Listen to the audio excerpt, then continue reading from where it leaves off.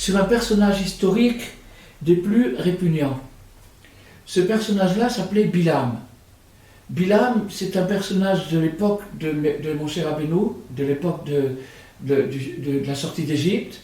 Il était d'ailleurs conseiller chez Pharaon, et après il a fait sa route tout seul, et c'était un personnage mystique.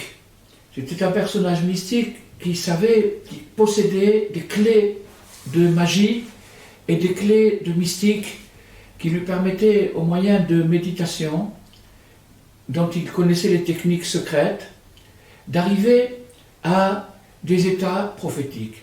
Il arrivait à des états prophétiques. Alors, maintenant, pourquoi je dis un des personnages les plus répugnants? Parce que son comportement humain était dégradé au niveau le plus bas jusqu'au bestialisme. Et donc, un personnage comme ça qui en même temps vivait une double vie, c'est-à-dire d'un côté une très très très haute inspiration. Il y a d'ailleurs toute une section hebdomadaire dans le Pentateuque, dans le Chumash, qui est consacrée à ce fameux Bilam.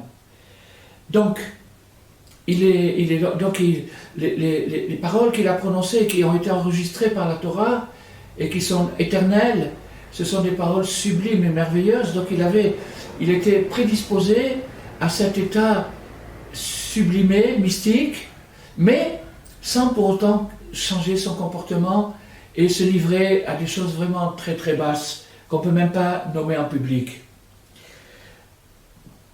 Donc, puisque Dieu a laissé le libre choix aux êtres humains, il a permis que, même dans un état lamentable, quelqu'un qui a vraiment pas du tout l'intention de se purifier, pas du tout l'intention de garder une face humaine, et qui se roule dans des états pas nommables, il peut malgré ça, conjointement, parallèlement à cette dégradation, à cette débauche, il peut arriver à des visions prophétiques. À l'intérieur de sa souillure, à l'intérieur de sa dégradation, il peut arriver à des états prophétiques. Jusqu'à ce que nos sages ont tellement apprécié ce paradoxe, cette contradiction, à sa juste gravité, quand ils ont dit, à la fin de la Torah, nous disons qu'il ne s'est pas levé en Israël d'autres prophètes comme Moïse. L'Okam Israël que Moshe Od. Il ne s'est pas levé d'autres prophètes comme Moïse. C'est-à-dire que c'est le prince de tous les prophètes qui a dépassé tout le monde, jusqu'à ce que personne, en tant que prophète, n'ait pu le dépasser.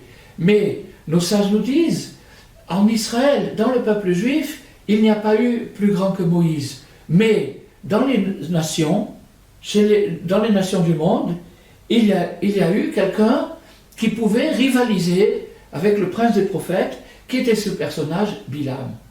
Donc ce répugnant Bilam a pu rivaliser, égaliser en prophétie le prince de tous les prophètes, c'est-à-dire Moïse. Alors c'est une chose incompréhensible, c'est un paradoxe tellement flagrant qu'on se demande comment est-ce possible.